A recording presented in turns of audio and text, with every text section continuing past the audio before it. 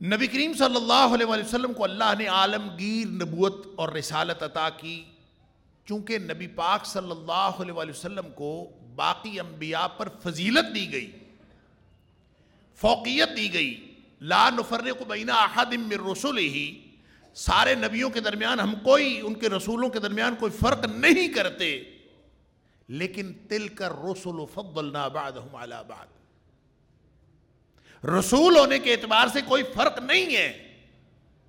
لہذا ہر نبی کی امت کا بھی امت ہونے کے اعتبار سے کوئی فرق نہیں ہے، لیکن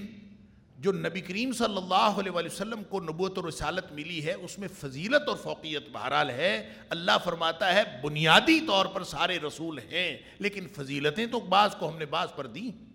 تلک الرسل فضلنا بعضهم علی بعض، بعض کو بعض کے اوپر فضیلتیں ملی، فوقیت ملی۔ اس کو یوں سمجھ لیجئے کہ سارے طالب علم کو ایک امتحان پاس کرتے ہیں، ایم اے کا امتحان پاس کرتے ہیں مثلا، تو ایم اے کی ڈگری تو سب کو مل جاتی، لہذا ایم اے ہونے کے اعتبار سے سب برابر ہے،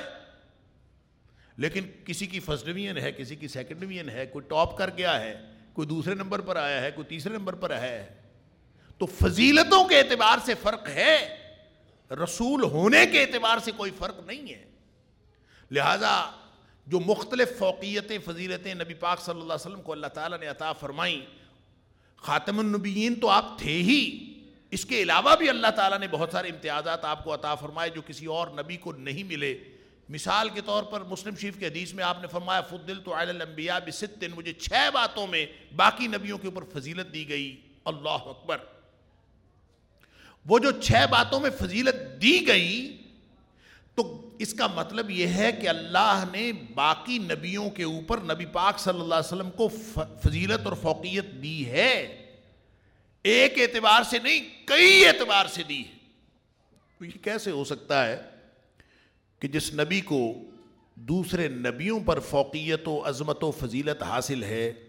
اس کی امت کو وہ عظمت اور فضیلت حاصل نہ ہو؟ یہ کیسے ہو سکتا ہے؟ تو جو نبی کریم صلی اللہ علیہ وسلم کی امت ہے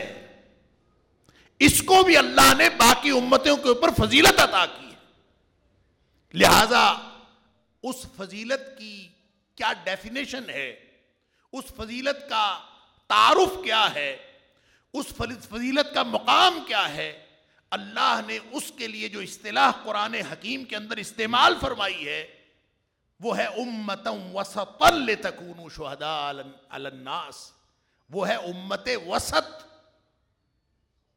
اور امت وسط ایک ایسا ٹائٹل ہے اور ایسی اصطلاح ہے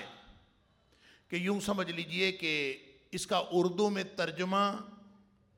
جس طرح سے ہونا چاہیے وہ شاید ممکن ہی نہیں۔ آپ کوئی قریب قریب الفاظ لے آئیں گے، کوئی کہے گا متوازن امت، کوئی کہے گا عدل و انصاف پر مبنی امت، کوئی کہے گا بہترین امت۔ تو صحیح بات یہ ہے کہ اللہ نے اس کو امت وسط بنایا ہے جو ہر اعتبار سے عدل و انصاف اور توسط کے منصب پر بھی فائز ہے اور فضیلت و فوقیت کے منصب پر بھی فائز ہے۔ لہذا یہ کوئی چھوٹی فضیلت نہیں ہے نبی پاک صلی اللہ علیہ وسلم کا امتی ہونا۔